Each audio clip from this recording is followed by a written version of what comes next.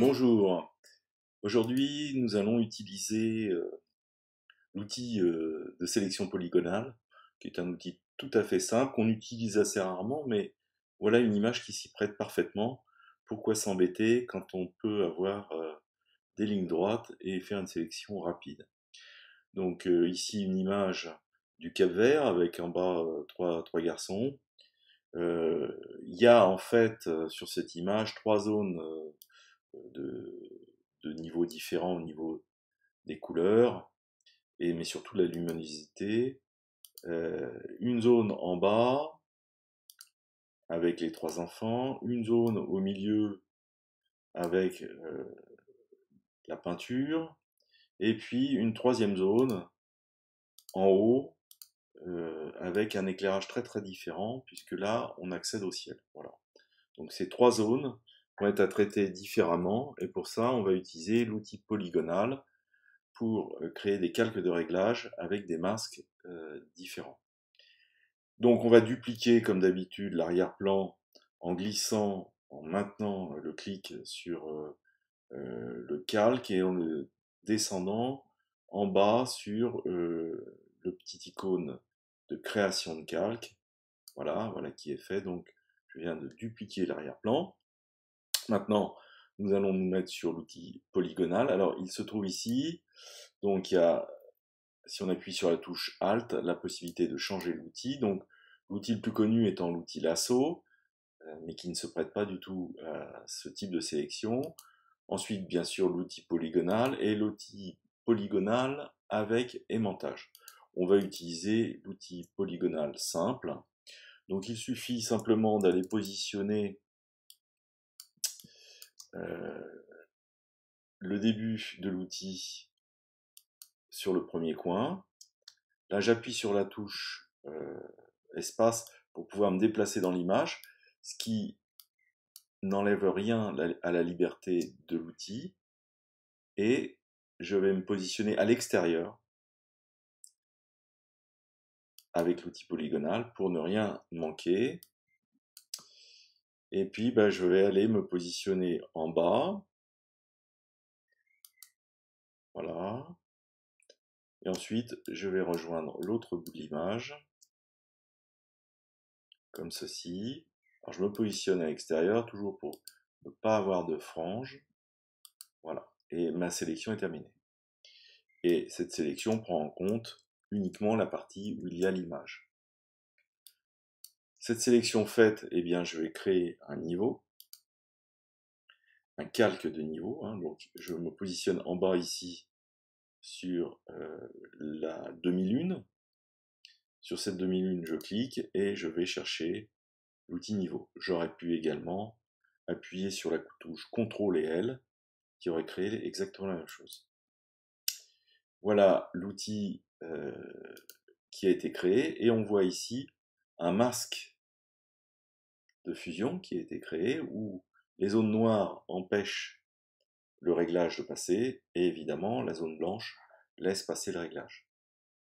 Donc chaque calque possède un masque et chaque calque possède une palette propriétés. Donc ici j'appuie sur propriétés, calque, propriétés, donc ils sont bien accouplés. Donc ce sont les propriétés du calque et ici je vais donc pouvoir faire mon réglage de niveau. Donc j'augmente la luminosité sur ma sélection. Voilà, je monte un peu le contraste en augmentant les couleurs foncées. Voilà. Alors si je regarde bien, en fait, ma sélection a été faite d'une manière incorrecte, puisque j'ai une frange blanche que l'on voit, et que je n'ai pas été assez précis dans ma sélection. Donc comment je vais faire pour régler ce problème? Donc je vais double-cliquer sur mon masque de fusion pour me retrouver dans la zone de sélection et d'amélioration du masque. Sélectionner et améliorer. Et pour ce faire, je vais contracter ici, il y a marqué décalage du contour. Je vais contracter ma sélection de manière à éliminer la frange qui ne m'intéresse pas. J'augmente le contour progressif.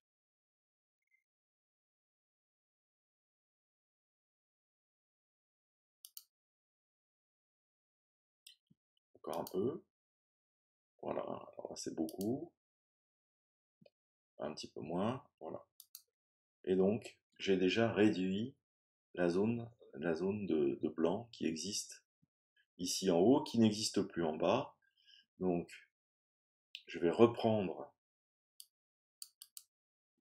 ma sélection et je vais de nouveau contracter, comme ceci, ma sélection.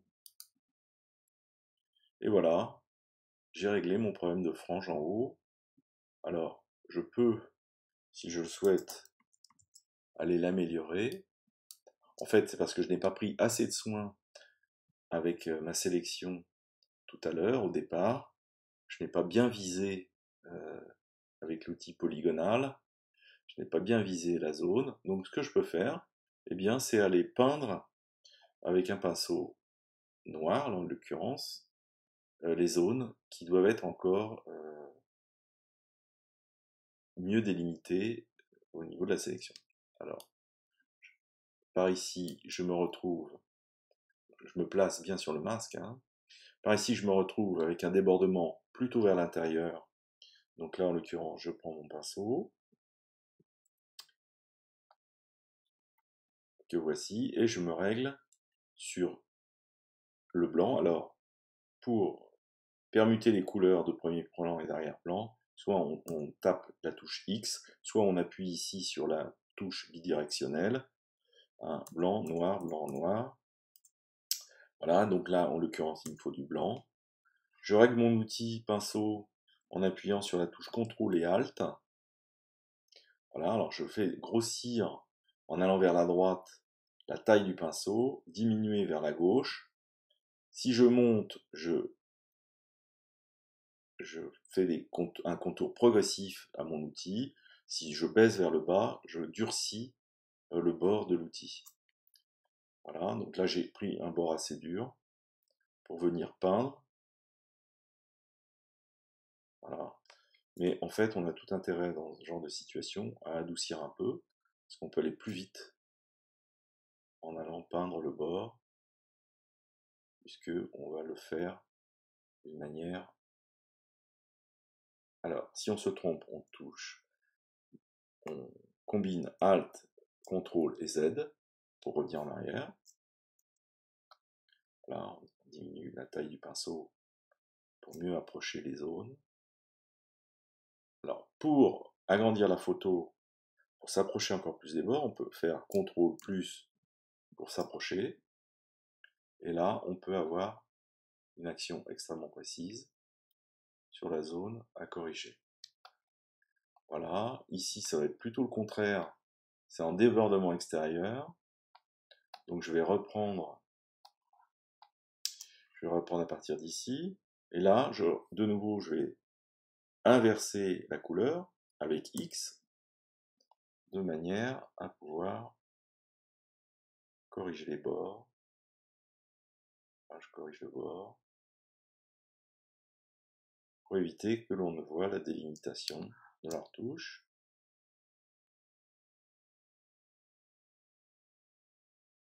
Voilà.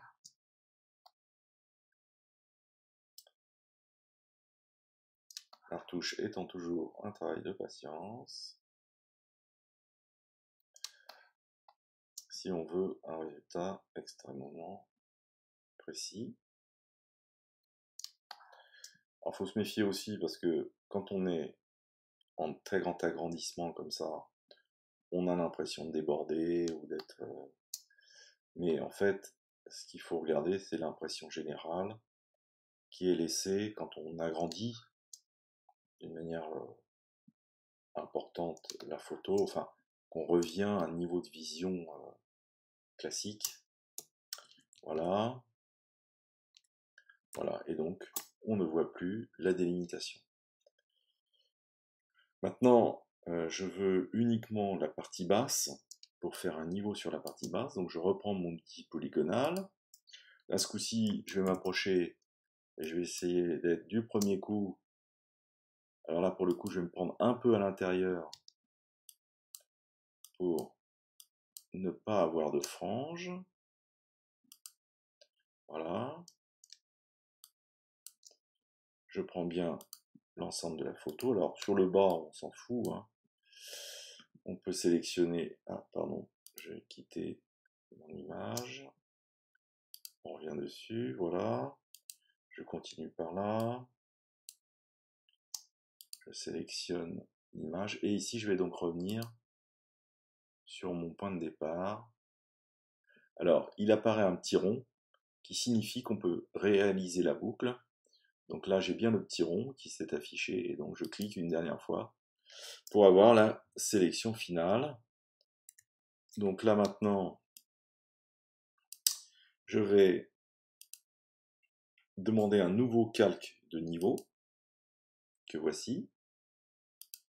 Le voici qui a été créé. On voit bien la partie blanche qui va laisser passer l'effet. Et puis, donc, j'appuie sur propriété pour revenir sur la courbe enfin, la courbe de niveau qui va me permettre de régler le bas. Alors là, en l'occurrence, je règle les enfants qui se trouvent en bas, voilà, donc je vais régler, voilà. Donc ça c'est parfait. Maintenant je vais faire la même chose pour la partie haute. Je refais une sélection polygonale avec l'outil polygonal. Donc ici, pareil, je vais m'y prendre un peu mieux que je n'ai fait précédemment, c'est-à-dire que je vais bien intégrer un petit bout de la fresque. Voilà. Je redemande un niveau. J'ai bien un niveau avec la partie blanche qui se trouve sur la partie haute de la photo. J'appelle les propriétés et là, je vais faire également un réglage sur la partie haute. Voilà, je règle de nouveau la partie. Alors là, selon les goûts, on règle comme on veut. Voilà, et on va regarder. Donc, si on met tout ça dans un groupe, donc pour mettre dans un groupe, il suffit de sélectionner le premier calque, le dernier calque en maintenant enfoncer la touche majuscule, et ensuite ici en bas, on vient cliquer sur le petit icône fichier qui va donc créer le groupe 2. Voilà, puisque j'avais créé un premier groupe, hein, c'est là où il y a l'historique de ma première retouche.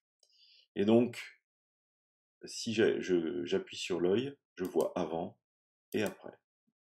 Donc voici l'image retouchée avant et après. Et cette image a été retouchée par zone. Voilà, c'est terminé pour l'outil polygonal. Et on voit l'utilité de cet outil qui, globalement, est peu utilisé, mais peut être utilisé notamment en architecture. Voilà. À bientôt, au revoir.